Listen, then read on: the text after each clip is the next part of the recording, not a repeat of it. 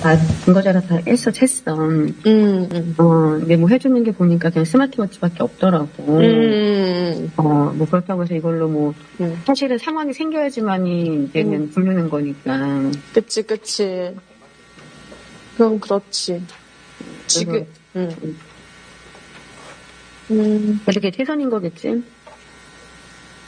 네, 작년 7월 17일에 있었던 인천 스토킹 살인 사건 피해자 이은총 님이 지인에게 도움을 청하면서 한 말입니다. 이 통화가 이루어지는 순간에도 가해자는 피해자의 집 앞에 있었고 한 달이 지난 7월 17일 결국 피해자는 살해됐습니다.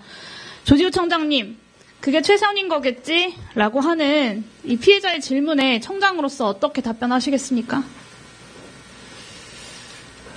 글쎄요, 사망한 분에 대해서 참 가슴 아픈 일인데, 경찰이 어떻게 해야 되나 이런 여러 가지 생각을 하게 만듭니다. 네, 우리는 여전히 교제폭력 대응에 최선을 다했냐라는 이 피해자의 질문에 제대로 답하지 못하고 있습니다. 오늘 이 자리에 교제폭력과 스토킹 같은 친밀한 관계 내에서의 폭력으로 목숨을 잃고 고통받은 피해자분들을 대신해서 이 인천 스토킹 살인 사건의 유족분이 직접 출석해 계십니다. 이경숙 참고인님 나와 계시죠? 네. 네, 간단히 자기소개 좀 부탁드립니다.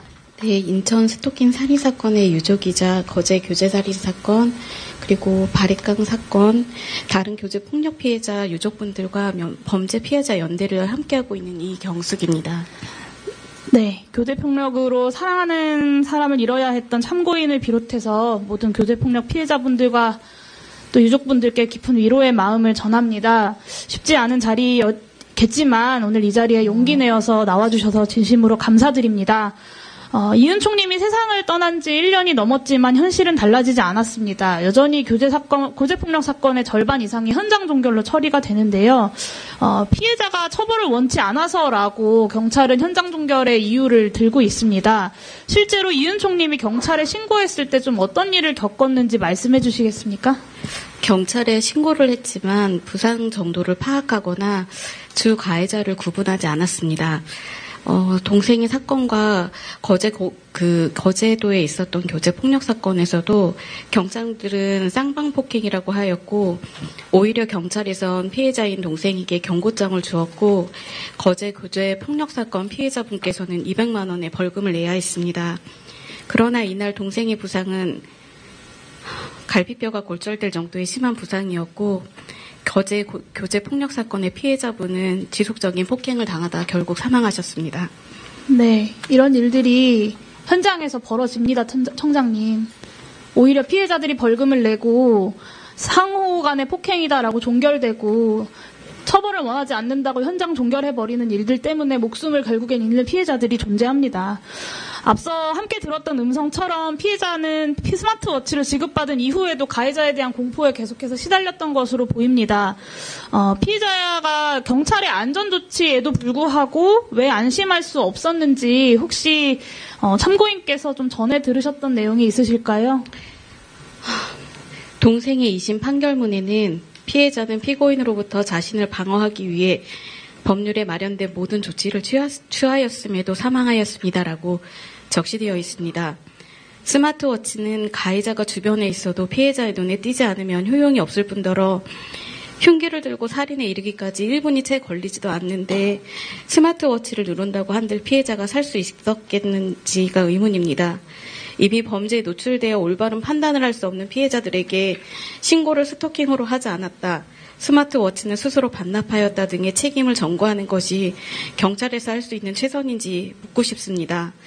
가해자가 추가 범행을 계획하고 있음에도 경찰이 가해자에 대해 강력한 경고나 감시를 하지 않아 이를 파악하지 못했고, 스토킹 피해자를 고소했지만 피해자가 국가의 어떠한 보호도 받지 못하는 상황 속에서 보복에 대한 공포로 고소를 취할 수밖에 없는 것이 현실입니다. 네. 처벌을 원치 않는다고 현장 종결을 하는데 정작 피해자들은 보복이 두려워서 고소를 취할 수밖에 없는 현실에 노출되어 있습니다. 인천 스토킹 살인 사건의 경우 참고인을 비롯한 유족분들이 슬픔을 추스를 겨를도 없이 증거 수집에 직접 나서야 했다고 들었습니다. 이것과 관련돼서 좀 더 자세히 이 자리에서 말씀해 주실 수 있을까요? 제가 증거 수집을 다시 하게 된 계기는 검찰에서 받은 공소장에서부터였습니다. 교제 폭력의 특수성을 고려하지 않은 수사로 인해 보복살인임에도 불구하고 경찰에서 제시한 불충분한 증거로는 보복살인이 인정되지 않았습니다. 결국 가해자의 혐의가 실제 행위에 비해 경미하게 적힌 것을 확인하였습니다. 공소장을 받은 시점에는 경찰의 수사권이 없어져 더 이상 수사를 할 수 없다는 것을 알았습니다. 혐의들을 입증하기 위해 가족인 제가 직접 나설 수밖에 없는 상황이었고 결국 수집한 증거들로 보복살인으로 공소장을 변경하였습니다.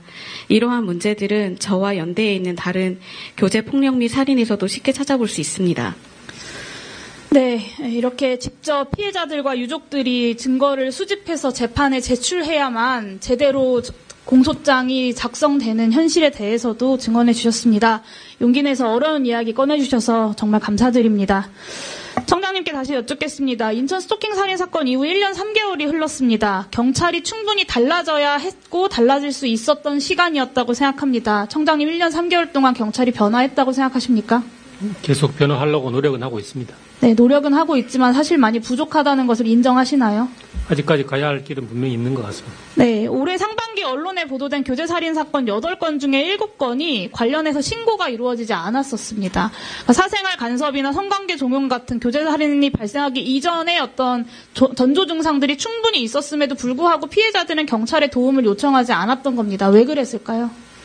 그것은 그 교제 폭력이나 관계성 범죄가 가지는 어떤 그런 특수성도 분명히 있다고 봅니다. 경찰의 미온적인 대응으로 인해서 신고해도 소용이 없다. 경찰로부터 충분히 내가 보호받을 수 없다라는 절망감을 학습했기 때문입니다. 이 스토킹 처벌법 개정 이후에도 스토킹 범죄의 현장 종결률이 높고 신설된 잠정 조치 사용률이 낮다라는 보도들 보셨죠, 청장님? 예. 네, 교제폭력 입법도 반드시 이루어져야 하지만 사실 법이 바뀌어도 수사 현장이 변하지 않으면 아무 소용이 없습니다. 그러니까 법이 없고 피해자가 원치 않는다라는 말 뒤로 숨을 게 아니라 교제폭력에 대해서 경찰이 적극적으로 조치하고 적극적으로 개입하고 적극적으로 수사에 나서야 합니다. 그러니까 교제폭력을 처음 신고했을 때 제대로 대처하는 모습을 피해자뿐만 아니라 가해자에게도 보여줘야 하는 거고요.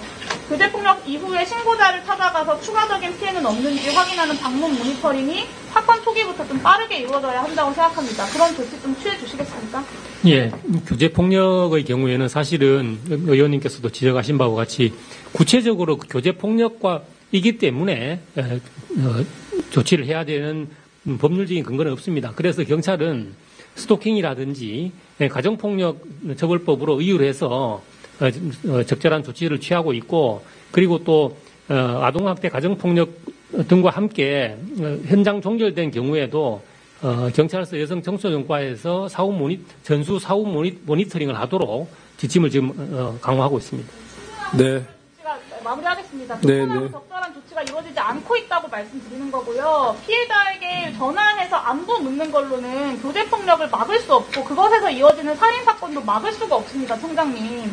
그러니까 경찰이 지켜보고 있다. 허튼 짓 하지 말아라. 분명하게 가해자에게 시그널을 주는 것이 필요합니다. 그래야 이 범죄가 살인사건 같은 아주 강력범죄로까지 이어지지 않을 수 있는 거고요. 저는 그럴 수 있도록 청장님이 직접 현장에 수사 지침을 내려주셔야 한다라는 말씀을 드리는 겁니다. 그러니까 지속적인 모니터링 그리고 법적인 제재수단 도입으로 국가가 이 범죄에 대해서 끝까지 처벌할 것이다라는 명확한 신호를 줘야 하고요. 경찰 차원에서 적극적인 정리하시죠. 모니터링 시스템을 도입해 주시기를, 그래서 잘못된 수사 관행이 반드시 변화할 수 있도록 조치해 주시기를 요청드립니다. 이상입니다.